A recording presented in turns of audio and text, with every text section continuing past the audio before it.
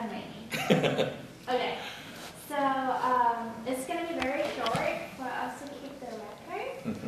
Okay, so I know that you mentioned, oh, do you take it yet? Okay. I know that you mentioned the reason why you wanted to invest in the China luxury market is because like the Chinese want to have the products with the USA label, but is there any other reason that motivated? Oh, of course.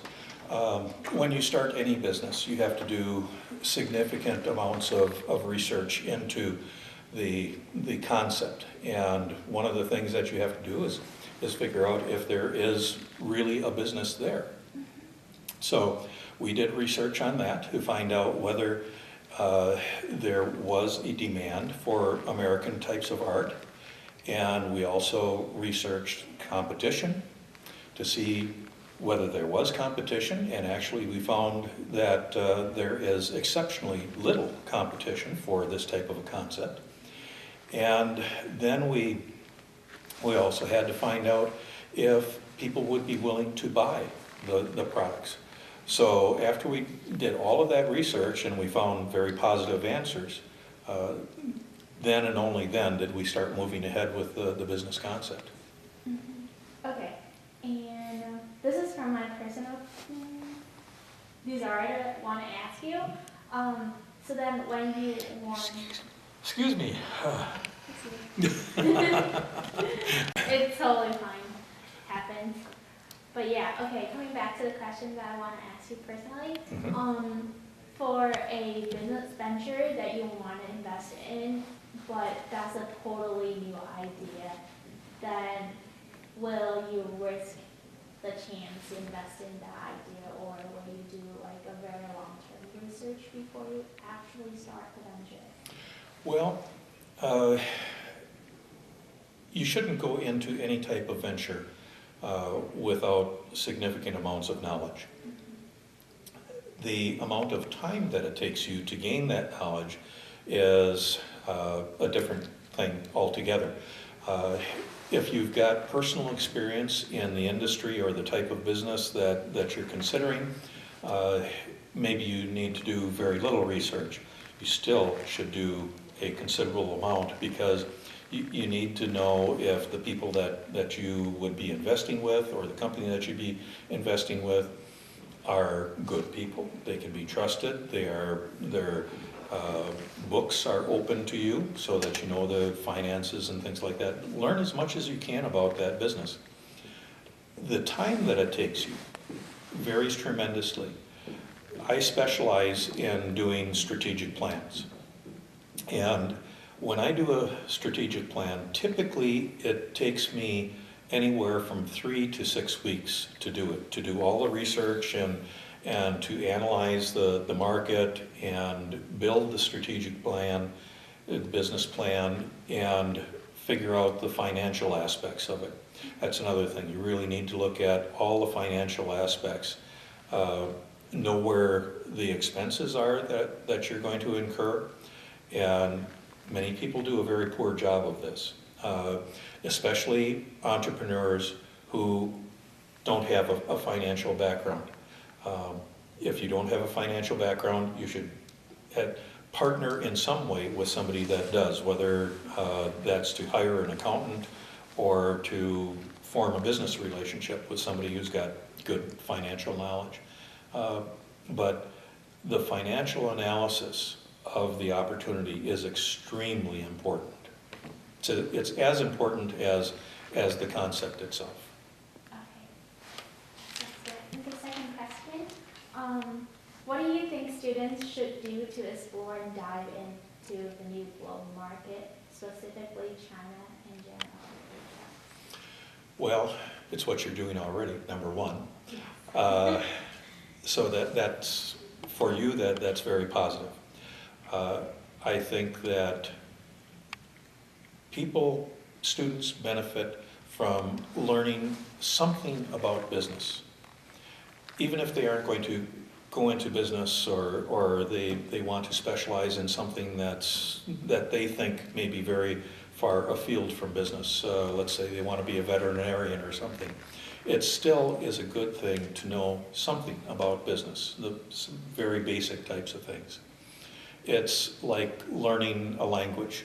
That is basic knowledge. It's like learning math. You have to know how to add and subtract and that sort of thing. So learning something about business is important. Keeping an open mind. Listening to other people who hopefully you can find a mentor or somebody that has knowledge that you can learn from. You should learn to be accountable. So as we were talking before about failures and whatnot, I mentioned that I fail probably at something every day.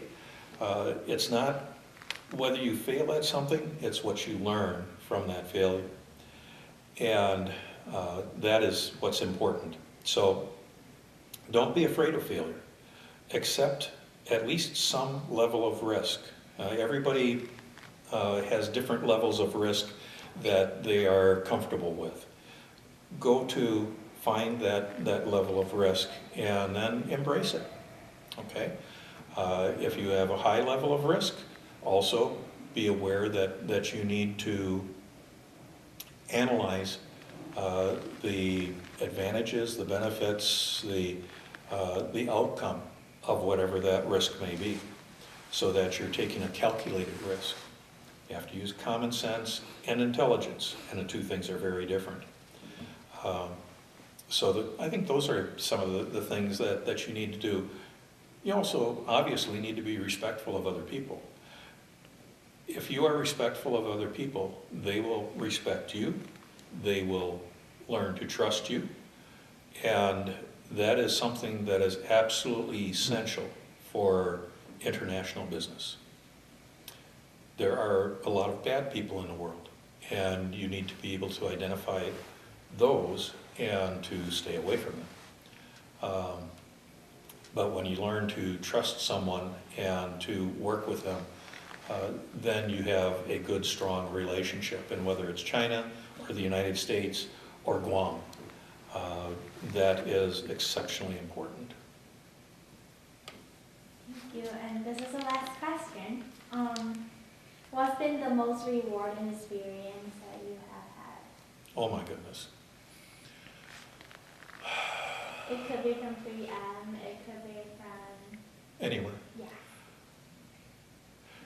I've had a number of similar types of most rewarding experiences. And that has to do with my entrepreneurial spirit. Starting this company, starting other companies. I've started other types of organizations.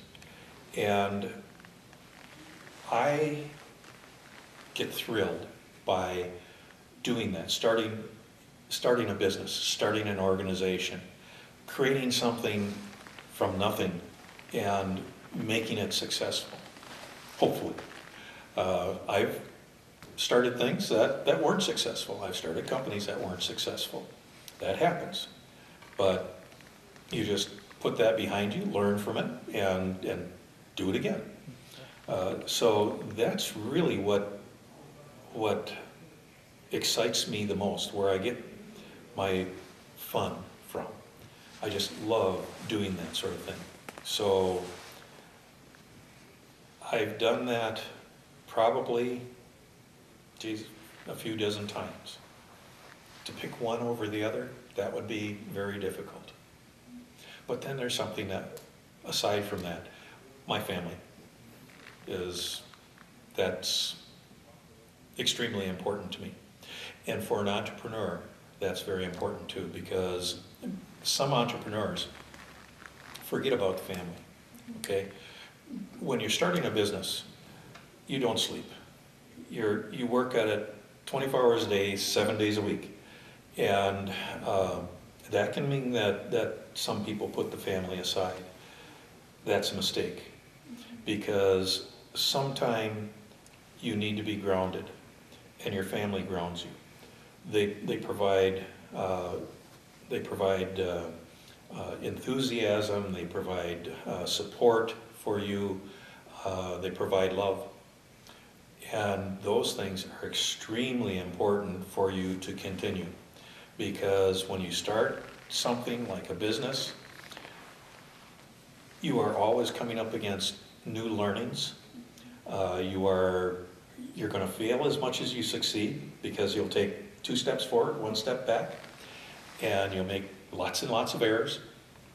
And you need that type of support to keep going, to know that it's not just you that believes in this. There's somebody behind you that really matters, that believes in you. That's important. Those are very great and positive aspects that you already provided to me. Well, if I'm anything, I'm a person that believes in the glass is 3/4 full. Yeah. Okay, so that's basically it, and I'll let you go. And Well, thank you. for your cooperation and Not a problem. your great presentation. Thank you for inviting me here. I have enjoyed this extremely, and I think it's been a very valuable conference. I hope it has been for all of the students here. I've learned things here, so that's very positive. And you should always learn something. Never stop learning. That's a long-term process. Yes, it is. Yeah. It will end when you die. Certainly. I think we're done. Yeah.